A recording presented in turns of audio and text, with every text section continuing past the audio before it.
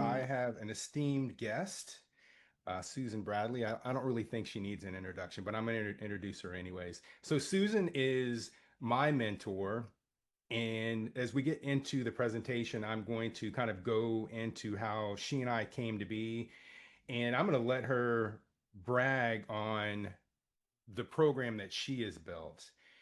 And this presentation is going to be predicated on a real life case in which I have worked with a widowed client. And my client, with permission, allowed me to kind of talk about her and the work that we've done together. So one of the things that I've learned over the last 10 years, whenever I work with a widow or I work with a client that is in grief, they are in a separate space than I am. And so it's very important when I first interact with anyone is that I get them at least into a space to where they can concentrate at all.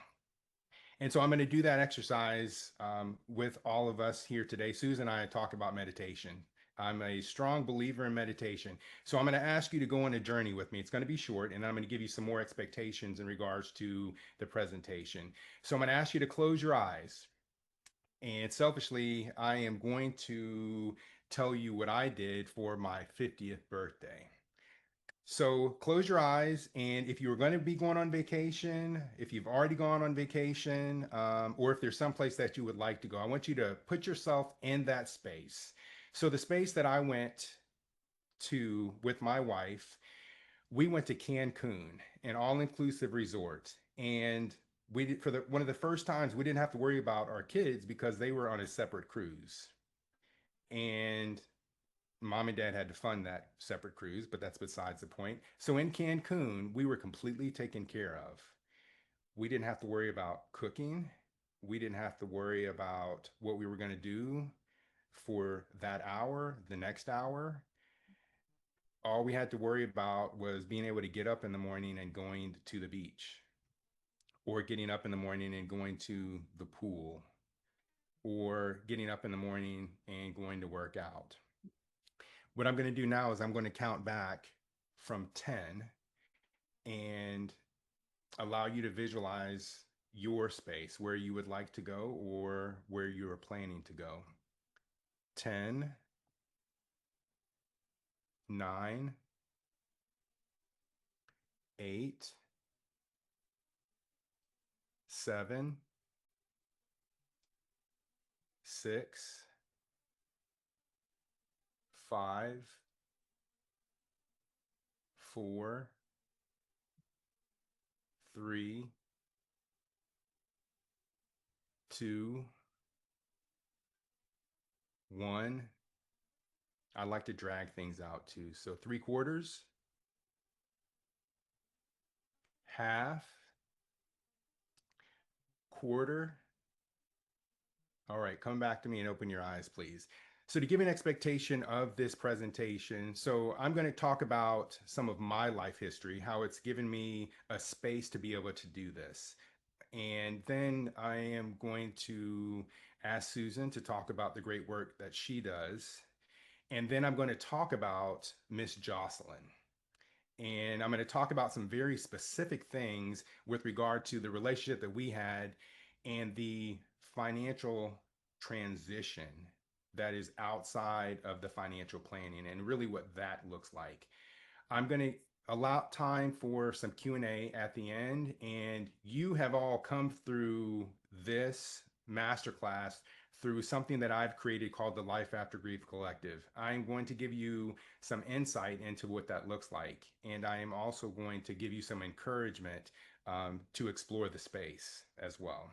So without further ado, again, for those that don't formally know me other than having an invitation or however you've come to this class, I'm Chris Dale, and I have been doing this specific work for probably about 10 years.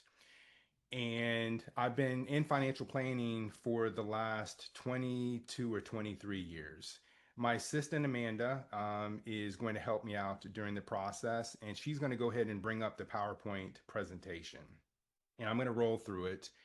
And in regards to my personal background, um, my grief really started in 1994. Um, and actually, 1993, I contracted viral meningitis. And that was an experience for me as a youngster, and not understanding how to deal with things, but just being very, very sick. I recovered. I was an athlete at the time, and I recovered miraculously. There was a child that actually died that I was the same age. Um, and so I recovered. And Amanda, let me know if you're having trouble bringing up the PowerPoint. There we go. And in 1994, I was getting ready to graduate high school. And you can go to the second slide that says before Miss Jocelyn. And um, my mother was diagnosed with metastatic breast cancer. And so I was 18, had no idea what cancer was. Amanda, can you make that into a slideshow presentation? Um, and I remember very vividly that my father told me in passing as I was going to my girlfriend's house. And my dad is, he commonly did, he kind of downplayed things, but the aggressiveness of my mother's cancer was pretty far along. And so I had no idea, and really until I entered college, the gravity of how sick my mother was. And she was so sick that she had to do a bone marrow transplant to herself. And over the next couple of years, as an 18-year-old and having no other friends that have the same experiences, I witnessed my mother having grave emotional bouts. I witnessed my mother having no hair. I witnessed my mother losing a breast. Um, I witnessed a lot of things that a lot of 18 and 19-year-olds didn't witness. And then coupling that with my experience a year and a half before, which was very daunting. And I reached a point to where, if I lose my mom, I don't know if I want to go on really. And so over the next several years, my mother got better. Um, and then in early 2000s, she started getting worse again. And the long-term effects of the radiation, the chemotherapy, and the bone marrow transplant triggered memory loss. And she had early Alzheimer's in the early 2000s. And so my role as a son, a carefree son, now transitioned into, looking at this situation, with regard to my parents. And Amanda, please go to the next screen. And 2002, I believe it was, 2001, 2002, my mother had a psychotic break. And in the state of Florida, there's a thing called a Baker Act. And so we had to have her held in a psychotic hold. And it was very daunting. And I had no idea what was going on. And my mother just had a psychotic break. And I was the one that had to deal with that situation. I kind of came in and tried to rescue the situation. There's a lot more details that go well beyond the time that we have on this call. And so um, that changed the dynamics of really what happened in our family. I went from a child to now a caregiver of my mom. My dad and my mom were still married, but my dad had to really stop working, and I had to figure out some things financially. And my wife and I ended up buying my parents' house because I could foresee this situation going very, very badly. And I needed to get a source to where I could fund them if they ran out of money. And so over the next 5 years, um, my father had two heart attacks. The final one, which was fatal, He was in and out of the hospital. He had a hip replacement. Um, we went through caregivers that stole from us. It was just a lot to deal with for someone that was in their early to mid 20s. And again, I had no one else that I could talk to that had the same experience. And so, fast forward, Amanda, please go to the next slide. My mother had another psychotic break. And so that psychotic break led to us having her removed from the home, and she got denied for, I believe it was Medicaid, three separate times to go into a skilled nursing facility. Upon the third one, I figured out the system, and I had her removed from the house, and said that she was no longer able to stay here. And it wasn't anything selfish, it was just she was beyond any help at home. And that was when she went into the nursing home. And she was in the nursing home for about 3 months. And she was the classic case that she had too much in assets for where the government could kick in. But my parents ran out of money. And so I figured out some things along with the nursing home to where we could put her assets in a trust. And again, I'm doing a lot of this stuff by fire. And so she's in the nursing home from about May of 2008 to about August of 2008. I had to pay out of pocket for some of that nursing home expense, which was about $5,000 a month. Again, I'm about 27 or 28. I don't have that kind of money at the time. I just had to figure it out. And so in August of 2008, and this is kind of where my experience now really kind of comes to fruition. My mother was basically on her last leg at the nursing home, and the hospice nurse, told me that she was going to pass away. And I told my mother, I said that you can basically let go now, because everyone that is going to be here has come. And I was one that delivered the news to my father. And so my mother passed away that night. We were at dinner, and when we came home, we had some other family with us. I told my father that his wife had passed away. I had to hold my own grief um, because I shifted now to taking care of my father.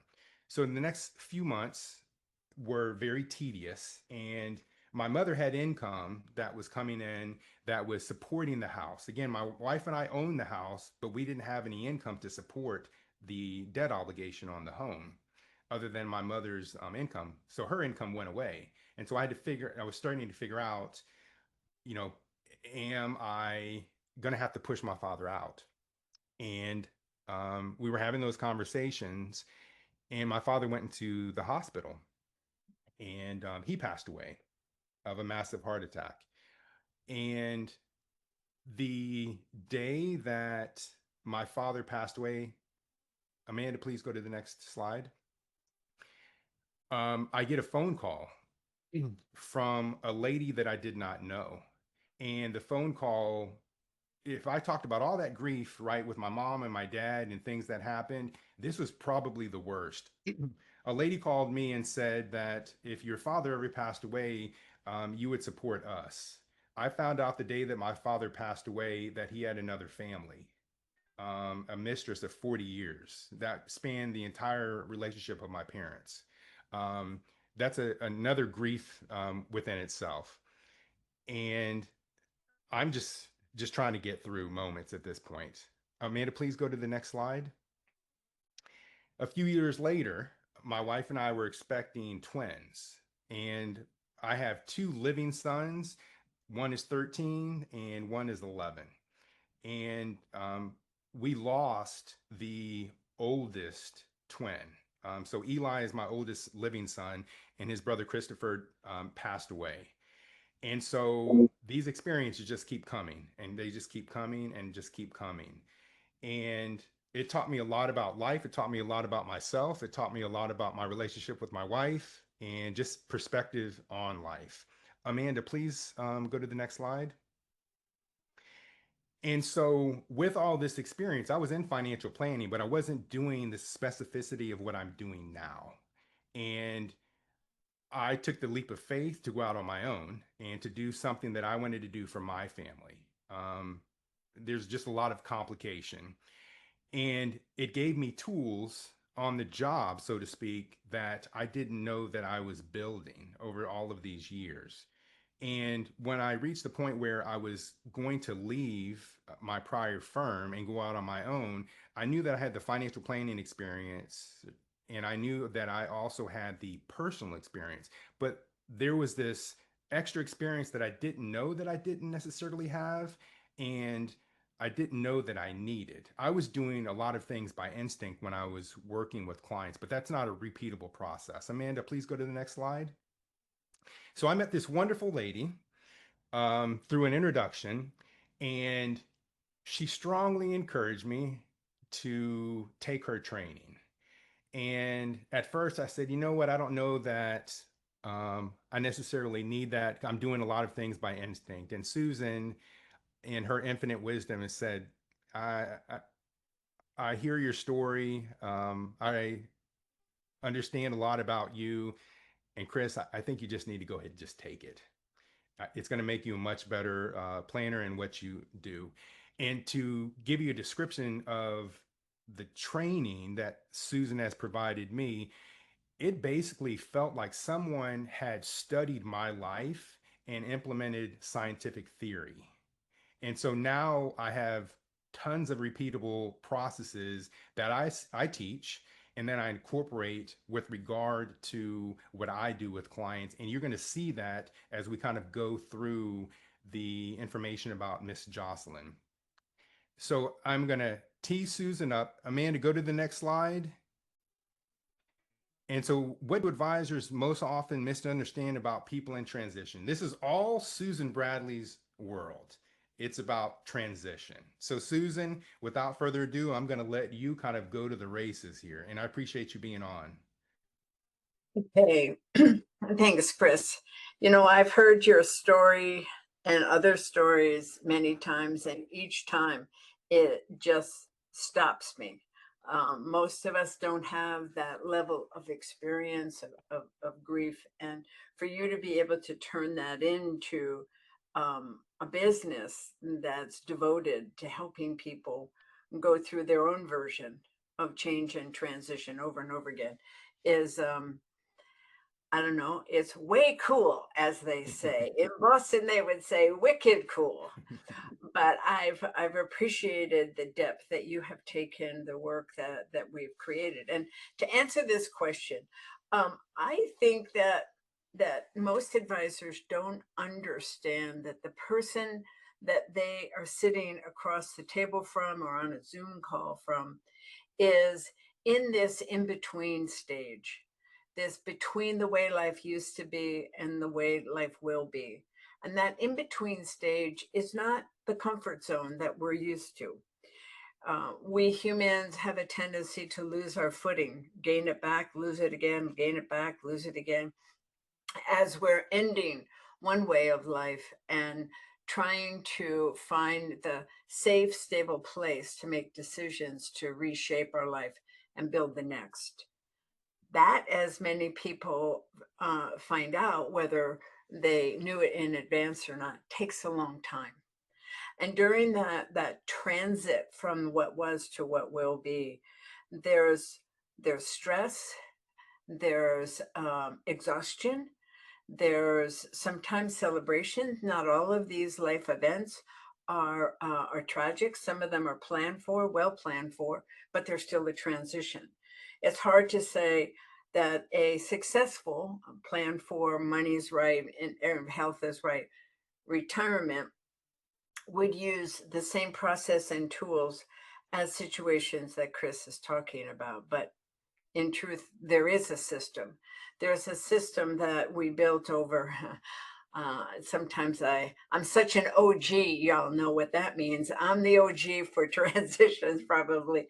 This all started in 1995 when I didn't have process for a situation that I thought was important and I needed more skills than I'd had as a CFP of about 10, 15, 10, 12 years at that point. So it all was created by planners for planners because something else is happening, something that's not covered by traditional planning, life planning, behavioral finance. Transitions are their own experience. So we had to create a system of tools and process and personal training to become more of an informed intuitive than a financial expert as we work with people. Um, Chris, that once I get on my soapbox, we're off to the races. So you got to give me some time frame for this because I could explain a little bit more, but I'm not sure if you want me to go into like the stress response to change. You have about 6 more minutes, Susan. Oh, great. 6 more minutes. Okay. Okay, good. What we're talking about here is universal. We can talk about Miss Jocelyn or we can talk about ourselves. I know Megan Kupka is on the call and she's gone through her own grief journey. There are other people that are on the call that have probably had great family situations, had very happy kind of things going on as well. Um, in all cases, when the life that we knew, the routines, the responsibilities, the vocabulary, the relationships, the flow of normal expectations all shifts, there is a universal stress response. And stress, as we all know, affects both the body and the mind. And one of our requirements for our training is how to address that. And we have protocols like, first of all, we create a safe space for someone to be who they are and where they are and what they are right then. Keep them safe from making decisions that could harm them or people that are important to them. And then a process to help them start to sort and prioritize what's important, take care of the most important things first, to understand what to protect while all this change is flying around. And sometimes it feels that way. How to help somebody take a step back and rest. There's something called the power of the pause that is critical. It's just exhausting. And some people are wired to ignore the exhaustion and just push on. I'm probably more wired that way. And that would mean that I would miss some important insights, some important um, uh, questions to ask. I would might not be so in touch with exactly what was happening. I would need someone to help me get in touch with what's really going on with me. What kind of communication works for me right now? How do I make my best decisions? What do I expect to happen? Do I feel safe? Am I okay? These kinds of conversations we found they happen intuitively like Chris said, but you don't want to make it up each client at a time. So there's 60 processes that we've developed as a community over 25 years, 26 years. They have to be practical, repeatable, and universal. And then each certified financial transitionist uses those tools for that specific client that's in front of them that day. So it's not a one size fits all, even if all your clients are business owners and they're selling businesses or they're widows or they're retirees. Each person is an individual, and that individuality really comes out during transitions. It amplifies who we are. And that's very confusing. It doesn't mean that we know who we are. It's just that it's coming out and maybe we're confronting things for the first time. So we created a complex adaptive system. That means that we actually have tools and process for the human experience of adapting to change, making decisions, and transforming into the next. And I am very proud of our community because we did it as a group And we've been practicing our tools and refining them and creating new and dropping off others now for 26 years. So it's more of a community of effort of some brilliant, very high caring advisors around the world, like Manish in India is here with us as well. So, Chris, I think I'm kind of coming to my time. I'm giving people sort of a balcony view, I hope. And I'd be happy to answer questions maybe later on. Okay, perfect. Susan, what you're describing is going to directly tie into the case with Miss Jocelyn. So thank you. I appreciate you, Susan. My So pleasure. Miss Jocelyn, again, I'm very careful with my clients, and so I asked Miss Jocelyn, that's not her real name, if I could present her case and kind of what we did, more as a cursory overview without all of the intimate details. And so Miss Jocelyn, I met her in 2020. So basically during COVID, her husband passed away shortly before we met. I think within the 6 months before we met. So I believe it was in 2019. And one of the first things that I do when I meet a widow is I place them into categories and analytical, or if they're intuitive, right? This is Chris Dale's language. So an analytical griever is someone that basically just continues to act as if nothing had happened. Well, Miss Jocelyn was kind of under the gun in regards to some insurance benefits, military benefits, and she was forced into this analytical mode.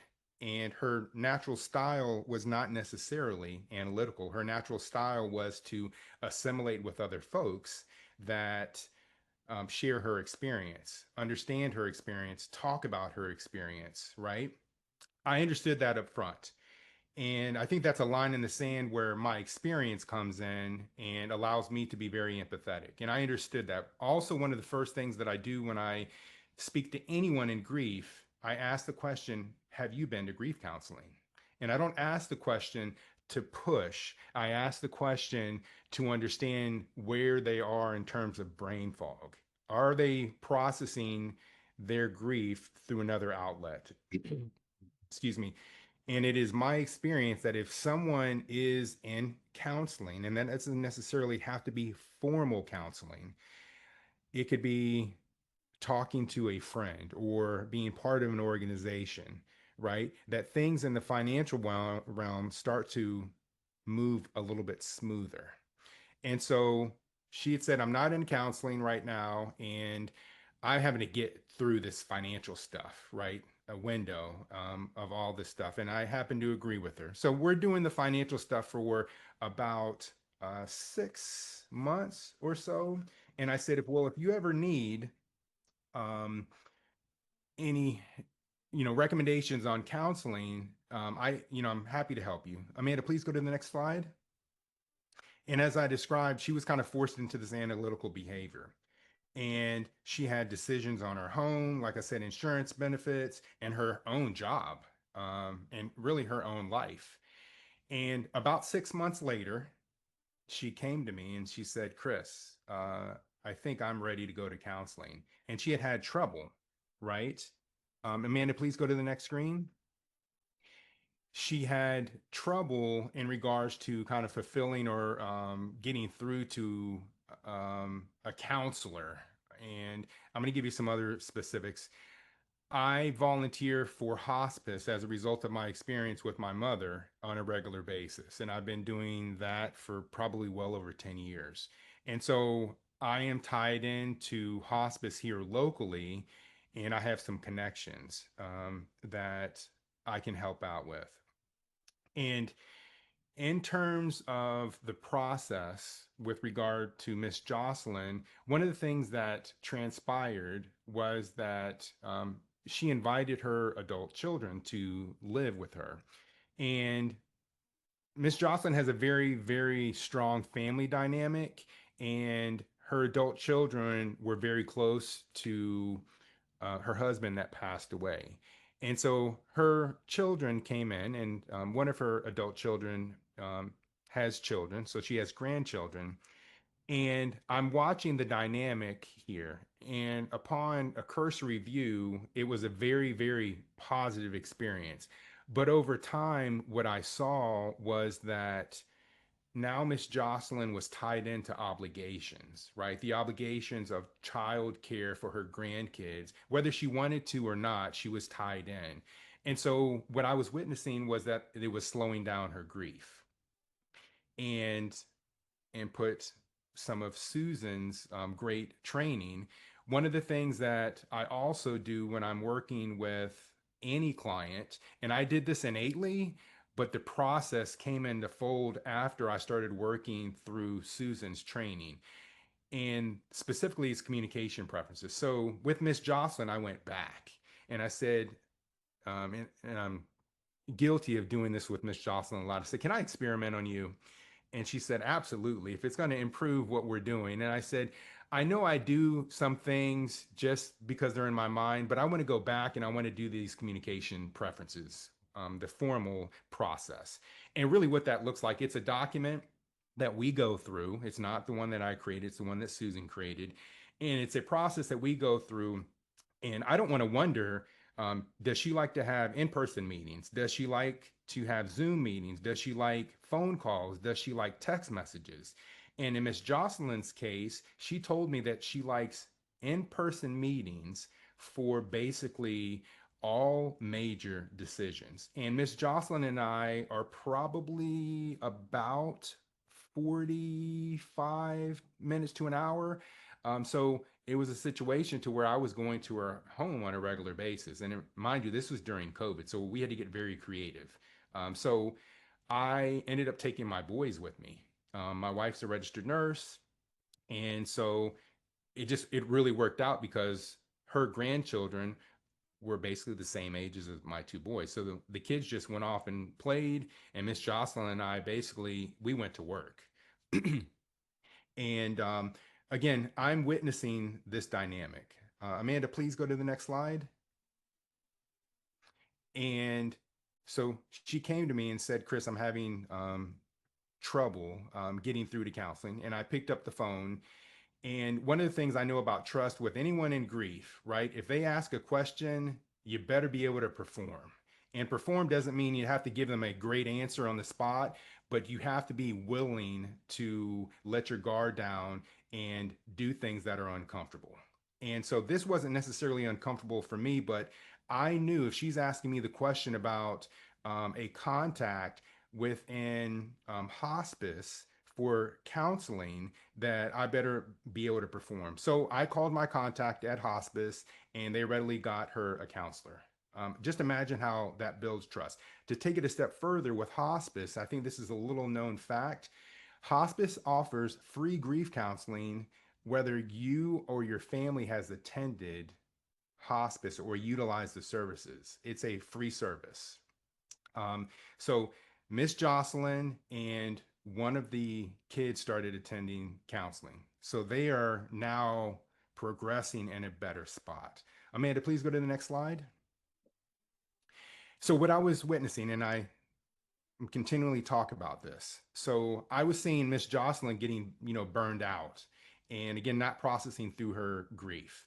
So at the time, I had come into contact with an organization called the Modern Widows Club. And again, I'm not a widow. I will never be a widow. And I don't know that experience. But what I can do is I think I can offer an organization where widows mentor widows.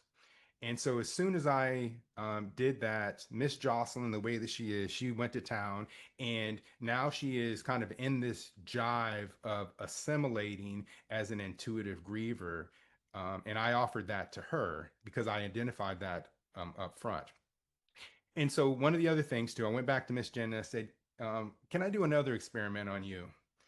And so she said yes. And so this experiment was on a grander scale because what I was seeing was, again, she was burned out, and I needed to help her get to a place to where she could start processing her grief in a functional way, and she could be living life after grief again, right? And so we sat down at Starbucks. I asked her if we could go out, and this experiment is called managing expectations, right? And the expectations were that she was now obligated to help and take care of the grandchildren. The adult children are living in the home. And really, what does this process look like? What do you want?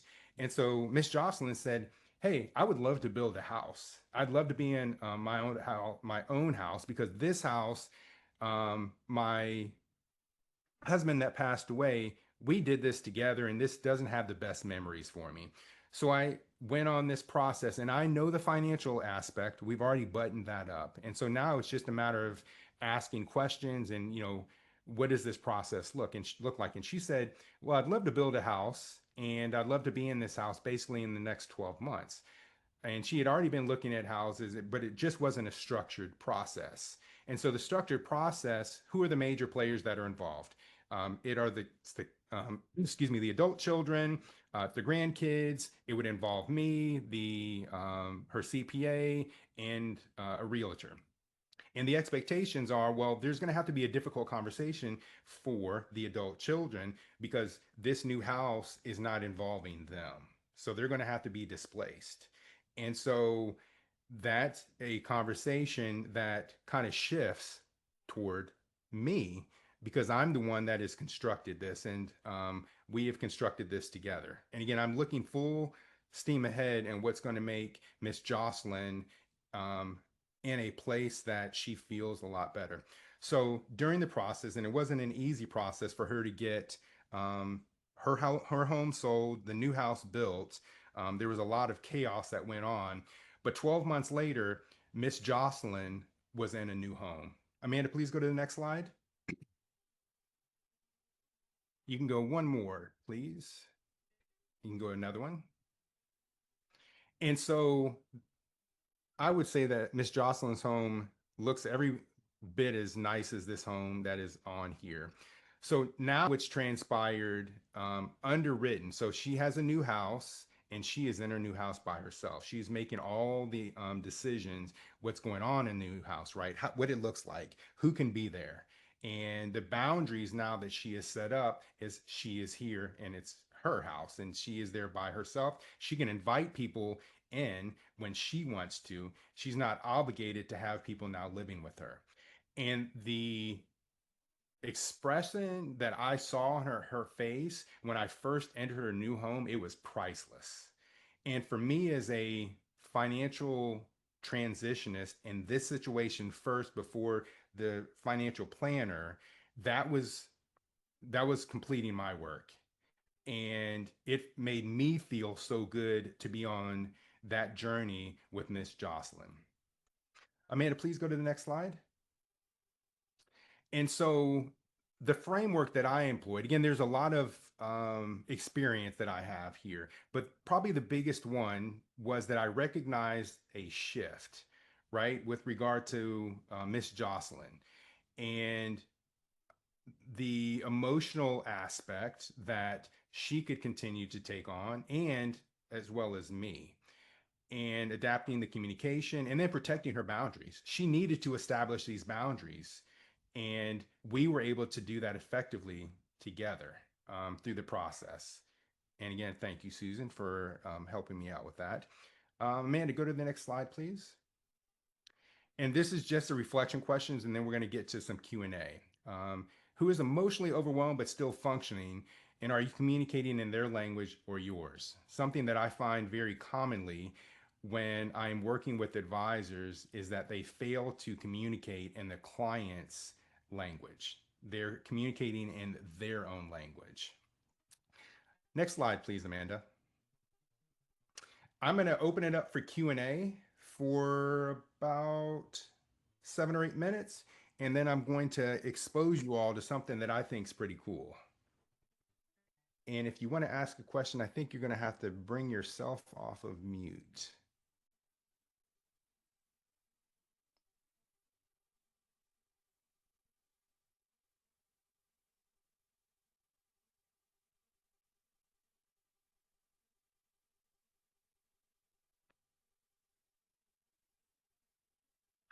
I don't necessarily have a question, Chris, but what I experienced during COVID is, I guess you guys were fortunate down here in Florida having hospice be able to position themselves with counseling. Our hospice shut down all of our grief support, everything. They shut everything down. And so, as a Modern Widows Club advocate, we were flooded with fresh widows, which was something we were always told, let them go to grief counseling first, give it a good 6 months to a year before you're ready for the connection of a true support group, not a grief group, but a support group. And so I guess that was different for you guys. I guess that's my question. What was it like to get counseling during COVID? And I also experienced working with a lot of widows. They don't want to see a counselor right away. And I ask them to please go ahead and find one and start interviewing them because it might be 6 to 9 months of a wait list because I feel like the grief counseling is um there's so much need. Sure. So tell me about Florida experience, please. Well, the experience in Florida, specifically during COVID, there were probably a lot more resources than people were utilizing. Um, and so during COVID, um, specifically, the counseling was done virtually. And so there wasn't a drop off in counseling because that was still offered. So I was impressed with regard to the way that it was handled here locally. The hospice that I utilize is Advent Health, um, and they have done a very, very good job. They actually formally trained me as a volunteer. Um, and so I was turned down, ironically, by the hospice organization specifically that worked with my mom. They didn't want me as a volunteer. I guess they thought it was a conflict of interest that I was a financial person and I was wanting to volunteer. I guess they thought that I was going to somehow try to solicit these folks in need. I cringed when I was told that. So, because they heavily screen their volunteers. So, good comment, Meg.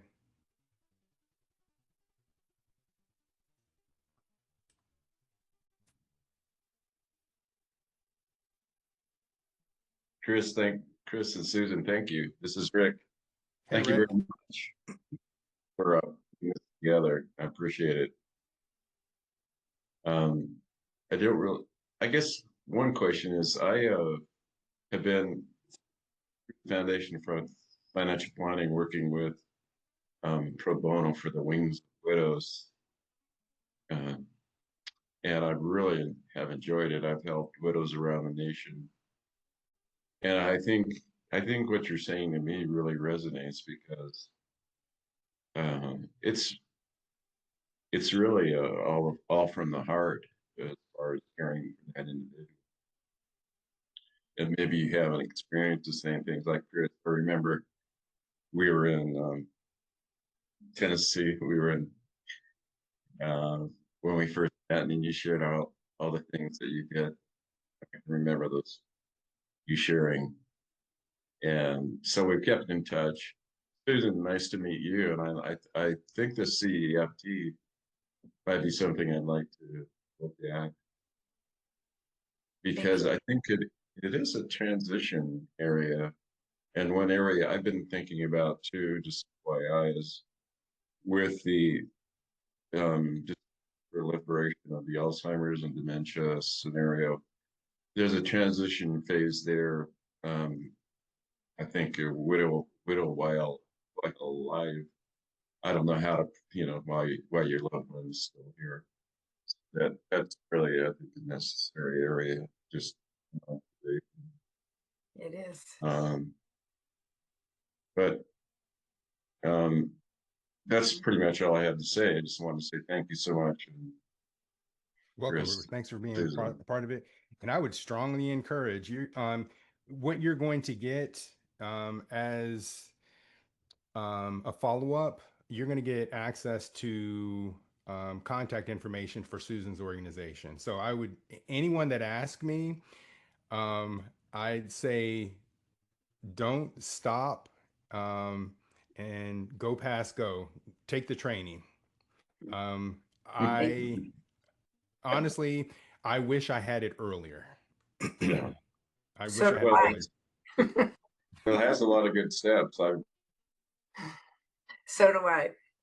You know, Rick, the the thing that we find frequently is financial planners. I guess there's a subset of financial planners that are ready, willing, and able to show up as a caring human being with expertise for people who are find them. And that kind of planner wants the best for their clients. They want the best outcome. They want them to be safe.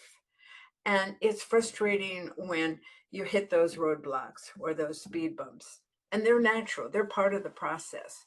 When we created tools and process, they're not magic. It's about learning how to intuitively show up for the client with a process that you can really customize for that client. And that's what took a long time to develop this. Mhm. And I'd say we're still in development. We're always looking at that. It's a whole different skill to be an informed intuitive than to be a financial expert. Oh, absolutely. I think I'm like you. I was riding in a tour to Tucson, and I went by a gentleman, and he said, "Keep going, OG." I was thinking, OG, wonder what that's standing out. Oh yeah, old guy. So That's I funny. can relate Thanks, to sir. that. I say I'm a grizzled veteran, and so the it's really I've been blessed for my background and what I've done, and it really brings it together when I'm helping a widow because you have it's really I have one client my out of Vegas. He is so good when we talk, and I encourage her to move forward. And in my last email I said it's like when my mom taught me how to dance, and I think it was the waltz or what other heck it was. I said we're taking one step forward and two steps. I don't know if that's the waltz or not. I don't remember, but I don't know. And I agree with Megan that sometimes they're maybe not ready.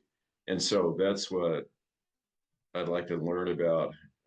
Chris, you said right away, grief counseling. I never really asked anyone. Sure. Widows that I've been helping to say, are you in grief counseling? Had a client. I was with Schwab for many years, so there was a client that I had. She lost her husband, and they were working. She did go, but she didn't care for it. She says, "I don't want to be sitting around and listen to other people talk about it." So I didn't know what to say. Um, and that's where I'm at as far as the grief side. I think Chris, the intuitive, Sure. that's because you've got a big heart, and so that carries us. But I think we need. Bless you, Susan. I see you muted. I always tell my clients when I was on the phone, I said, "Did you hear anything?" He said, "Good." They said, "No." I said, "Good," because I sneezed, and I said, "You would have, but you've been in Florida by now." So, and I'm in Tucson, FYI. So, beautiful Tucson. Thank you, Beautiful. Rick. Anyway, I'm going to be quiet. So, Nice to meet um, I'm going to thank stay you. on for a few minutes after 1:30 Eastern for anybody else that has any other questions. Amanda, can you go to the next slide, please? Can I say one quick thing, Chris? Sure. Just in regards of therapy, it's been my experience both personally and from hundreds of widows that I've heard stories, that a lot of times the individual counseling is too difficult. It's too hard to name feelings and emotions. You're really on the spot when you really don't have a lot to say or understand what you're feeling or going through because it's shock initially. But I would say some of those things like the widow you said experience, like I don't want to sit around a room and hear a bunch of people cry. Um, we have found through research, it is imperative that widows go to widows grief support. It is very hard to listen to the 20-year-old crying about losing her grandparent when you've just lost your spouse. So that's a difference. But I strongly Okay. always encourage grief support. And although it's not exclusive, there is a program called Grief Share, and I'm agnostic. I'm not a Christian woman by any means. And this is all done with Jesus and Psalms and passages. It was still, from an intellectual standpoint, an invaluable experience for me to go to that because it gave me a language around grief that I didn't have. Hmm. So And you call it grief share? it's Grief called share. Grief Share. Almost every church in the nation has it. It's not a great program. I skipped several sessions. It is a collective of all grievers. It's not specific to widowhood. But if you can look at it from an educational standpoint, I thought it was invaluable. But there is need to be in group and connection and to have to be able to share your story. You know, mostly it comes with tears, and it is hard, and it is exactly what your what a client says. I don't want to go there for that. Mm-hmm. But part of me thinks that it's a necessary experience for those who are open to it. And the individual counseling is usually a couple months down the road. So when I had a widow kind of push back and say, I don't want that, I'm like, please just let's look for someone, let's get you in line because it might be a 6-month wait. That worked out really well. So that's kind of a and both. Thank you, Meg. Anyway. I'm going to go ahead and I want to make sure that I hold tight to the 1:30 time frame. And again, I'm going to stay after, and I welcome the conversation after 1:30 as well. Amanda, please go to the next slide.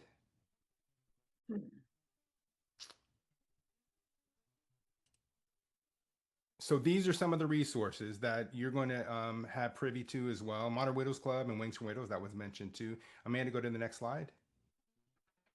And you shouldn't carry this alone if you're doing this kind of good work. Next slide, please. And so I've written a book, and it's all about these life experiences that I carry, and there is a purpose and a method to what I do. It is all kind of broken up in there. I'm going to share something else here, and this is what I was kind of describing. You can go ahead and go to the next slide, Amanda. Thank you. So something that I've created with encouragement is this community. It is called the Life After Grief Collective. You all that have gone and signed up for this masterclass have had some brief exposure to the Life After Grief Collective. And I'm going to explain it. I'm going to show you a little bit about it. So I have a crazy mind because of everything that I've gone through and experienced, right? And so I've created this community to where advisors can come together. They can learn from each other. This is probably the coolest thing, something that I've not seen on the street. Within this community, advisors can give their clients access to their own personal grief circle. And so I have a few folks that I've given access to, right? And within that grief circle, and advisors and clients do not overlap. And so there's no exposure to be able to get clients. There is no exposure to be able to influence somebody else's client. It is completely separate. But this space has automatic things that kick in. And selfishly, I'm involved with the Modern Widows Club, and I have feeds that come from the Modern Widows Club that comes into the personal space. I'm going to share this. I'm going to show you this. And let me just go back to the site. There we go. Okay, so I'm going to go ahead and share this. And here we go. So if you can see this, give me a thumbs up. Anyone give me a thumbs up? Okay, so I mean, I'm selfish, and I think it's pretty cool. So there is within this collective, there are grief resources, right? There's a book club, right? In the book club, there are recommended readings that I recommend, and it's not just my book, there's a lot of other books, right, that I've vetted. And one of the other things that I do is I read a lot. and I give this information to other people. The first book club is next month, and it is The Body Keeps Score. That's what we're going to be going over. There's podcasts that are in there that I listen to, widow resources, right? Um, all of these things flow in. Meg, these probably look very familiar to you because they're flowing in. I have hospice services, the master class. There's Q&A with me. There's a replay library. There's a previous master class, right?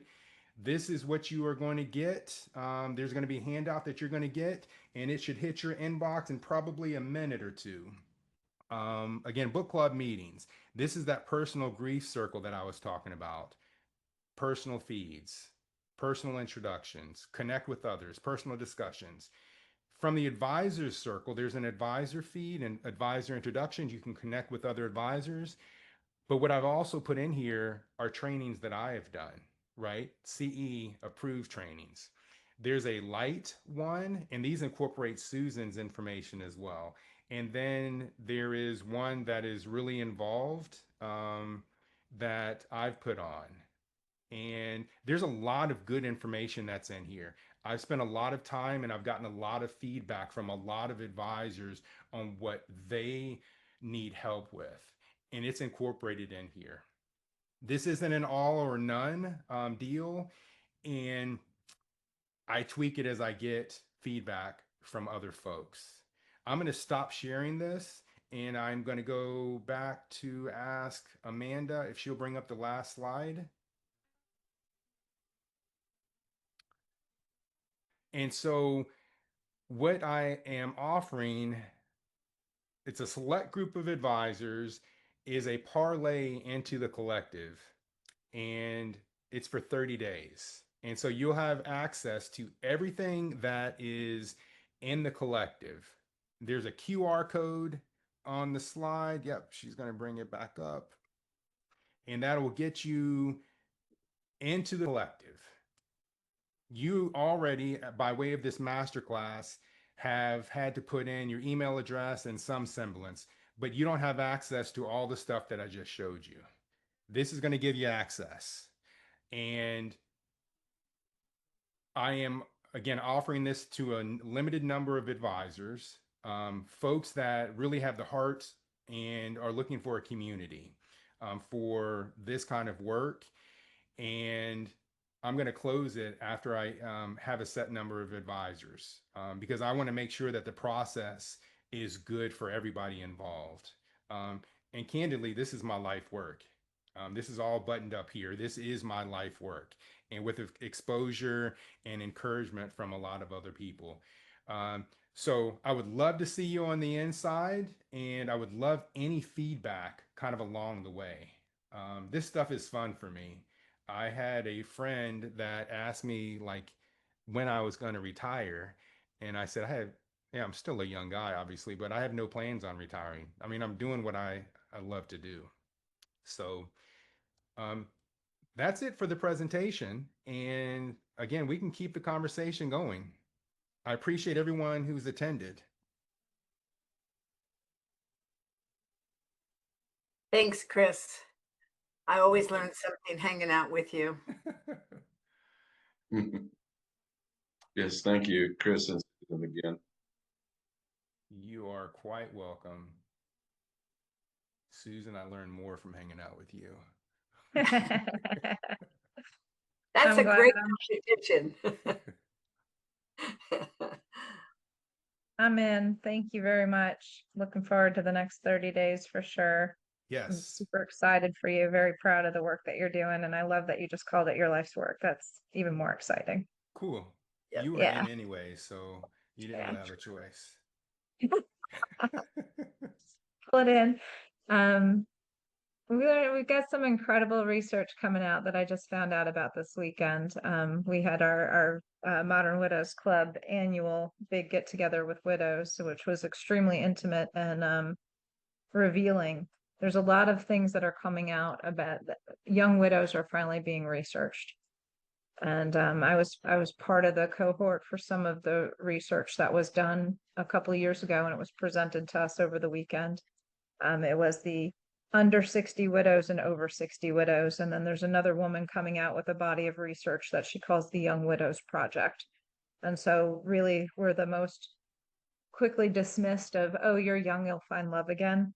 And it has been researched and proven now that it is statistically harder for us to rebuild and find resilience and things like that. And it's mainly because of the lack of community, the lack of support, the insensitive things that people say. Sure. It's like there's no room or space for people to hold that type of grief and loss on a multitude. Plus, doing it with kids. Like for me, I had the mean teens, and the only way I could ever think of it being worse is if I had toddlers. There's no time. There's no time for self care. Sure. So it was very eye opening, and I cried a lot. It was so validating. It just, man, unbelievable. So just that's another space to just, I think, hold a little bit differently when you look at women in transition. The widows that are over the age of 60 have a natural community Sure. because there are more. Right. That's an For important sharing point. that. Yeah. I mean, I think we all knew it, but it's just so validating when you see PhDs that have actually taken the time to make a dissertation and presentation and do the research. It's eye-opening. Chris, I felt for you when you talked about applying help in hospice, which is, I think, an angel move, a halo, and getting shut down. It made me think about I wanted to help the Alzheimer's Association, and I had to go under the attorney um, support area in that they didn't have any type of column or information for me to go in and look at help for finance. So but sometimes you can't really blame them. There's some apples out there. Yeah, the way that I looked at that, when one door closes, another one opens, and if I had volunteered on the other organization, I wouldn't have got the level of training that I got by being involved with Advent Health. I mean, they gave me training. I'm going to share a story with you. So they gave me training to identify when someone's going to pass away.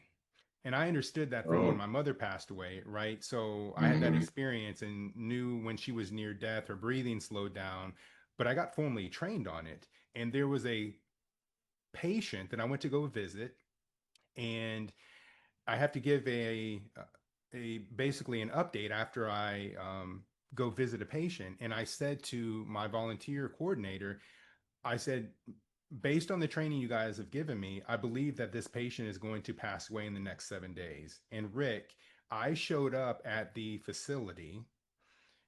I think it was a Friday, the next Friday, and the ambulance was pulling her out of her room as I walked up. Mm. And so you couple the experience with the formalized training, Mm-hmm. and even the volunteer coordinator said, wow. And I said, but you trained me how to do this. And he said, well, it doesn't normally happen like that. um, and I just said, well, this is kind of what I do. And it, because of what I've Mm-hmm. seen, it doesn't affect me because I have the proper, I'm not going to say it doesn't affect me, but I have the proper boundaries in place, right? To continue to allow me to go on. I have a lot of outside things that I do. And I didn't actually witness the lady being pulled out in the on a stretcher. So I didn't Mm-hmm. see the event. I just knew when I got there, they said that, she's passed away. Mm-hmm. So, but I look forward to it. I also had an experience too where there was a 94-year-old lady, little lady, I'm 6 foot, and I just listened to her, and she just said, Chris, can I hug you? And I was having a bad day. And I was like, man, you just totally turned my day around. And I'm there supporting you. Mm-hmm. So yeah, it's Cool. really good stuff. So that's why I look at it. Another door had opened in that particular situation. Yeah, very good. So Mm-hmm. thank you all. Appreciate it. Rick, you and I will be Thank you. talking tomorrow, I believe. Is that right? Tomorrow? Correct. Yep. Tomorrow afternoon, Look, my time, tomorrow morning, your time. So looking yeah, forward to look catching forward up. to it. Okay. Be well, everyone. Be Thank you, well. Nice Chris. to Thank meet you you, again. Rick. Thank you. I'm a Yeah, Wings for bye-bye. Widows volunteer too. Well, good for you. Yay. I thought I recognized your last name, actually. Yeah. Where are You you could at just, from? Where are you from again? I'm in Wilmington, North Carolina. I mean, today I'm down Okay. in Palm Bay, Florida, so I split my time between the two. Wow, beautiful. Yeah, All right. not a bad Well, gig. nice to meet you. We'll talk tomorrow, everybody. Bye-bye now. All right, Okay. See bye you guys. now. Bye. Thanks, Chris. Thanks, Meg.